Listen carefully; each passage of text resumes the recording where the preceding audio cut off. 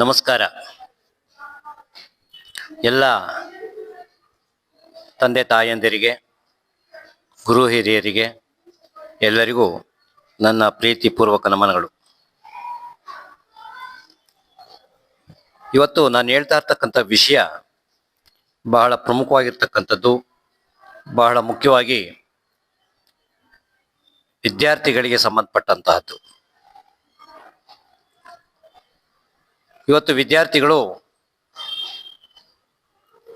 ಅದರಲ್ಲೂ ಕೆಲವು ವಿದ್ಯಾರ್ಥಿಗಳು ಅವರ ನಡೆ ನುಡಿಯಲ್ಲಿ ಬಹಳ ವ್ಯತ್ಯಾಸವನ್ನು ನಾವು ಕಾಣ್ತಾ ಇರ್ತೀವಿ.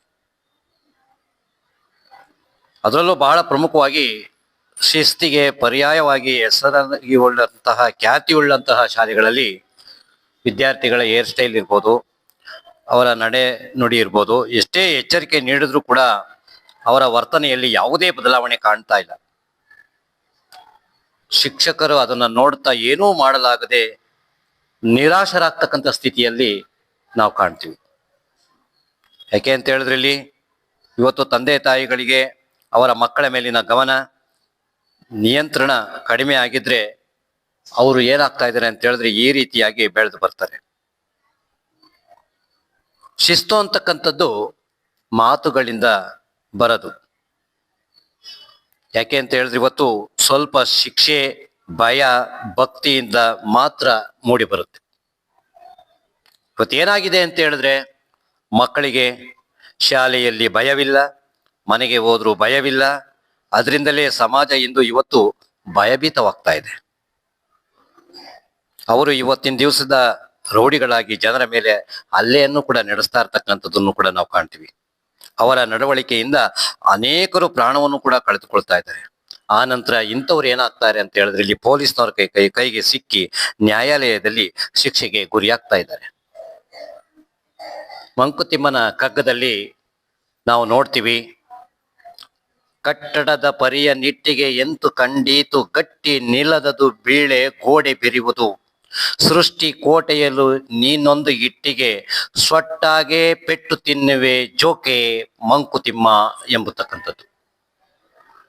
ಗೋಡೆ ಕಟ್ಟತಕ್ಕಂತಹ ಒಬ್ಬ ಗಾರೆ ಕೆಲಸದವನು ಸರಿಯಾಗಿ ಆ ಸಿಮೆಂಟಿನ ಮೇಲೆ ಇಟ್ಟಿಗೆ ಕೂರ್ಲಿಲ್ಲ ಅಂತ ಅಂದ್ರೆ ಆಗಿಂದಾಗೆ ಸುತ್ತಿಗೆಯಿಂದ ಅಥವಾ ಕರಣೆಯಿಂದ ತಾನು ಅದನ್ನ ಬಗ್ಗಿಸಿ ಅದನ್ನ ನೇರವಾಗಿ ಮಾಡಿ ಅದನ್ನ ಬಡಿದು ಕೂರಿಸ್ತಾನೆ.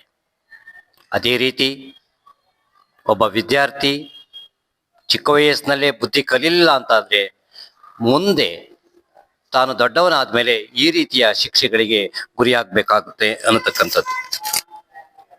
ಸೊ ಅದರಿಂದ ಇವತ್ತು ತಂದೆ ತಾಯಿಗಳ ಜವಾಬ್ದಾರಿ ಬಹಳ ಪ್ರಮುಖವಾಗಿರ್ತಕ್ಕಂಥದ್ದನ್ನು ನಾವು ಕಾಣ್ತೀವಿ. ಅದು ಆ ಒಂದು ರೀತಿಯ ಸಂಸ್ಕಾರ ಮಕ್ಕಳಿಗೆ ಚಿಕ್ಕಂದಿನಿಂದಲೇ ಬರಬೇಕಾಗುತ್ತೆ. ಚಿಕ್ಕ ಮಕ್ಕಳು ಎಲ್ಲಾದ್ರೂ ಹೊರಗಡೆ ಹೋಗ್ಬೇಕಾದ್ರೆ ಅಥವಾ ಪರೀಕ್ಷೆಗೆ ಹೋಗ್ಬೇಕಾದ್ರೆ ತಂದೆ ತಾಯಿಗಳಿಗೆ ಅಥವಾ ಹಿರಿಯರಿಗೆ ನಮಸ್ಕರಿಸಿ, ದೇವರಿಗೆ ನಮಸ್ಕರಿಸಿ ಹೋಗ್ತಕ್ಕಂಥದ್ದನ್ನು ಪರಿಪಾಠವನ್ನ ಬೆಳೆಸ್ಕೋಬೇಕು. ಆಗಿದ್ದಾಗ ಮಾತ್ರ ಸಂಸ್ಕಾರ ಅಂತಕ್ಕಂಥದ್ದು ಮೂಡಿ ಬರುತ್ತೆ ಅನ್ನೋದನ್ನ ನಾವು ಕಾಣ್ತೀವಿ. ಗುರುವನ್ನ ಗೌರವಿಸದ ಸಮಾಜ ನಾಶ ಆಗ್ತದೆ, ಇದು ನಿಜ. ಈಗಾಗಲೇ ಹೇಳ್ದಂತೆ ಗುರುವಿನ ಬಗ್ಗೆ ಭಯ ಇಲ್ಲ, ಗೌರವವಿಲ್ಲ, ಇದೆಲ್ಲ ಇಲ್ಲ ಅಂತ ಅಂದ್ರೆ ಸಂಸ್ಕಾರ ಅಂತಕ್ಕಂಥದ್ದು ಹೇಗೆ ಬರುತ್ತೆ ಅಂತಕ್ಕಂಥದ್ದು ಪ್ರಶ್ನೆ. ಮಕ್ಕಳಿಗೆ ಹೊಡಿಬೇಡಿ, ಬೈಬೇಡಿ ಅಂತ ಹೇಳಿದ್ರೆ ಅವರು ಮಕ್ಕಳು ಎಲ್ಲಿ ಬುದ್ಧಿ ಕಲಿತಾರೆ? ಅದರಿಂದ ಕೆಲವು ತಂದೆ ತಾಯಿಗಳು ಕೂಡ ಹಾಗೆ ಇದ್ದಾರೆ. ನಮ್ಮ ಮಗು ಓದಿದ್ರೂ ಪರವಾಗಿಲ್ಲ, ಏನೂ ಆಗಲ್ಲ, ಆದ್ರೆ ಶಿಕ್ಷಕರು ಬೈಬಾರ್ದು, ಹೊಡಿಬಾರ್ದು ಅಂತಕ್ಕಂಥದ್ದನ್ನ ನಾವು ಕೂಡ ಇವತ್ತು ಕೂಡ ನಾವು ನೋಡ್ತೀವಿ. ನಮ್ಮ ಕಾಲದಲ್ಲಿ ಆಗಿರ್ಲಿಲ್ಲ. ಅವರು ಗುರುಗಳು ಏನಾದ್ರೂ ತೀಡ್ತಾ ಇದ್ರೆ ನಮಗೆ ಕಿವಿಡಿಸ್ತಕ್ಕಂಥದ್ದು ಇರ್ಬೋದು, ಬೆಂಚ್ ಮೇಲೆ ನಿಲ್ಲಿಸ್ತಕ್ಕಂಥದ್ದು ಇರ್ಬೋದು, ಇತ್ಯಾದಿ ಅನೇಕ ಶಿಕ್ಷೆಗಳನ್ನು ಕೊಡ್ತಿದ್ರು ಕೂಡ ನಮ್ಮ ಪೋಷಕರು ಇನ್ನೂ ಎರಡು ಏಟನ್ನು ಕೊಡಿ ಅಂತಕ್ಕಂಥದ್ದು ಒತ್ತಿ ಹೇಳ್ತಾ ಇದ್ರು. ಈಗ ಹಾಗಲ್ಲ, ಕಾಲ ಬದಲಾಗಿದೆ ಅನ್ನೋದನ್ನು ನಾವು ಕಾಣ್ತೀವಿ. ಅದರಿಂದ ಇವತ್ತು ಏನಾಗಿದೆ ಅಂತ ಹೇಳಿದ್ರೆ, ಮಕ್ಕಳು ನಾವೊಂದು ಹೇಳಿದ್ರೆ ಅವು ಒಂದು ಹಿಂದಿರುಗಿ ಹೇಳ್ತವೆ.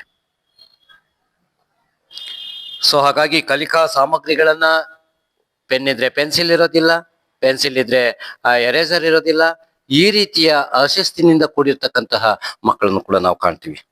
ಇವತ್ತು ಸರ್ಕಾರ ಅನೇಕ ಯೋಜನೆಗಳನ್ನ ಹಾಕೊಂಡಿದೆ.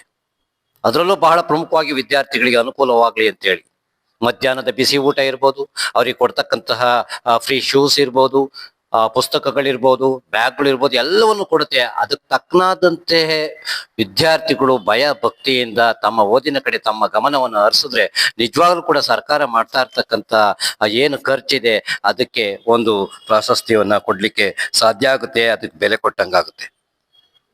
ಅದರಿಂದ ಇವತ್ತು ಶಿಕ್ಷಕರ ಹಕ್ಕುಗಳು ಈಗ ಇಲ್ಲ.